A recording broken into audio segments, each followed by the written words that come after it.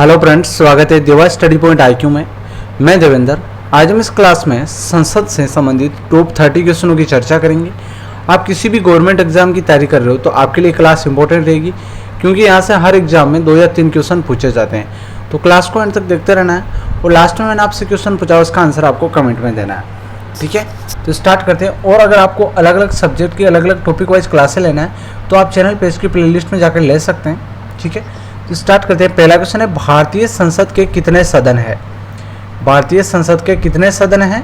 तो राइट हो जाएगा साथियों, 2 सदन है। ठीक है, वो कौन कौन से हैं? एक राज्यसभा है और एक लोकसभा है। ठीक है, एक राज्यसभा और एक है लोकसभा। तो ये 2 सदन है संसद के, तो ये आपको ध्यान रखना है। अगला क्वेश्चन है, भारत की संघीय व्यवस्थापिका को किस नाम से जाना जाता है? भारत की संघीय व्यवस्थापिका को किस नाम से जाना जाता है? तो राइट हो जाएगा साथियों, संसद के नाम से जाना जाता है। भारत की संघीय व्यवस्थापिका को संसद के नाम से जाना जाता है। अगला क्वेश्चन आपका, संसद के किस सदन को प्रतिनिधि सभा भी कहा जाता है? किस सदन को प्रतिनिधि सभा कहा जाता है? तो वो सदन कौन सा? वो है लोकसभा। ठीक है, लोकसभा को प्रतिनिधि सभा भी कहा जाता है। तो ए ऑप्शन आपका राइट हो जाएगा इसमें।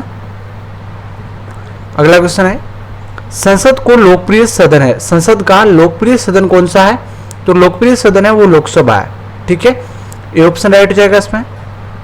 अगला क्वेश्चन है, संसद का स्थायी सदन कौन सा है? संसद का स्थायी सदन कौन सा है? तो स्थायी सदन है राज्यसभा। ठीक है, लोकसभा अस्थायी है, राज्यसभा स्थायी है, क्योंकि राज्यसभा कभी भंग नहीं होता।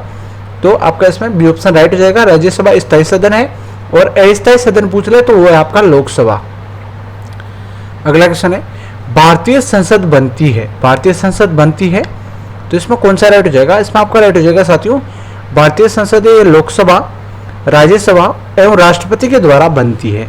ठीक है, तो 3 अंग है, लोकसभा, राज्यसभा और राष्ट्रपति, और 2 भाग है लोकसभा और राज्यसभा। तो ये ध्यान रखना है, भारतीय संसद ये तीनों से मिलकर बनती है। तो डी ऑप्शन आपका इसमें राइट हो जाएगा। अगला क्वेश्चन है, निम्नलिखित में से कौन सा एक प्रावधान भारतीय संविधान के अंतर्गत संसद के सदस्यों के विशेषाधिकार तथा उन्मुक्तियों को निर्धारित करता है? तो वो कौन सा प्रावधान है? वो है अनुच्छेद 105। तो बी ऑप्शन आपका इसमें राइट हो जाएगा।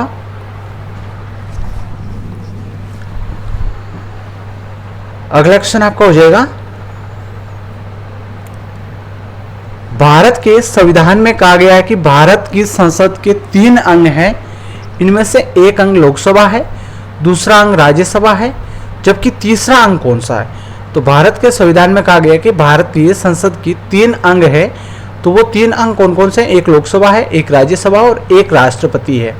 ठीक है, तो ये भारतीय संसद के 3 अंग है, लोकसभा, राज्यसभा और राष्ट्रपति। तो ये ध्यान रखना आपको, ए ऑप्शन आपका इसमें राइट हो जाएगा। अगला क्वेश्चन है, भारतीय संविधान के किस अनुच्छेद में कहा गया है कि संघ के लिए एक संसद होगी जो राष्ट्रपति और 2 सदनों से मिलकर बनेगी? तो ये किस अनुच्छेद में लिखा है कि संघ के लिए एक संसद होगी जिसमें राष्ट्रपति और 2 सदन होंगे, राज्यसभा और लोकसभा? तो वो कौन सा अनुच्छेद है? वो अनुच्छेद है 79। तो आपका बी ऑप्शन इसमें राइट हो जाएगा।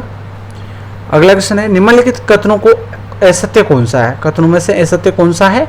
तो इसमें कौन सा राइट हो जाएगा? लोकसभा को संसद का प्रथम सदन कहा जाता है, ये सही है। राज्यसभा को संसद का द्वितीय सदन कहा जाता है, ये सही है। तो असत्य पूछा है, राज्यसभा एक अस्थायी सदन है, तो ये आपका यहाँ पर सी ऑप्शन है, ये गलत हो जाएगा। ठीक है, ये असत्य है, क्योंकि राज्यसभा ये स्थायी सदन है, अस्थायी सदन नहीं है। तो आपका ये गलत हो जाएगा। और लोकसभा संसद का लोकप्रिय सदन है, ये भी आपका सही है। तो इसमें आपका सी ऑप्शन राइट हो जाएगा। यहाँ पर असत्य पूछा है, तो असत्य कौन सा है? राज्यसभा एक अस्थायी सदन लिखा है यहाँ पर, लेकिन यहाँ पर आपका राज्यसभा है वो स्थायी सदन है। तो ये आपको ध्यान रखना है। आपसे क्वेश्चन पूछा जा सकता है कि राज्यसभा स्थायी सदन है अस्थायी, तो ध्यान रखना है राज्यसभा स्थायी सदन है। अगला क्वेश्चन है, संसद का निम्न सदन और उच्च सदन क्रमशः, निम्न सदन कौन सा और उच्च सदन कौन सा है? तो निम्न सदन है वो आपका है लोकसभा, और उच्च सदन कौन सा है? वो आपका राज्यसभा। तो इसमें आपका बी ऑप्शन राइट हो जाएगा। ठीक है, लोकसभा और राज्यसभा, निम्न सदन लोकसभा है, उच्च सदन राज्यसभा। तो ये ध्यान रखना आपको। ठीक है, अगला क्वेश्चन आपका हो जाएगा, संसद को भंग करने के लिए कौन सक्षम है? संसद को भंग करने के लिए कौन सक्षम है? तो राइट हो जाएगा राष्ट्रपति। ठीक है, संसद को भंग कर सकता है राष्ट्रपति। अगला क्वेश्चन आपका हो जाएगा, संसद के कितने सत्र होते हैं? संसद के कितने सत्र होते हैं? बजट सत्र, मानसून सत्र, शीतकालीन सत्र। यहाँ पर आपका राइट हो जाएगा उपयुक्त सभी। ठीक है, अगला है, भारतीय संसद के दोनों सदनों की संयुक्त बैठक किस संबंध में होती है? दोनों सदन कौन कौन से? राज्यसभा और लोकसभा, दोनों सदनों की वो है आपकी बैठक, तो वो किस संबंध में होती है? तो आपका राइट हो जाएगा साथियों साधारण विधेयक के रूप में दोनों सदनों की संयुक्त बैठक होती है। ठीक है, अगला है, साधारण विधेयक से संबंधित गतिरोध को दूर करने के लिए संसद के दोनों सदनों की बैठक कौन बुलाता है? साधारण विधेयक से संबंधित गतिरोध हो जाए कोई कारण से, तो वो संसद के दोनों सदनों की बैठक कौन बुलाता है? तो राइट हो जाएगा राष्ट्रपति बुलाता है। तो ये ऑप्शन राइट हो जाएगा इसमें आपका।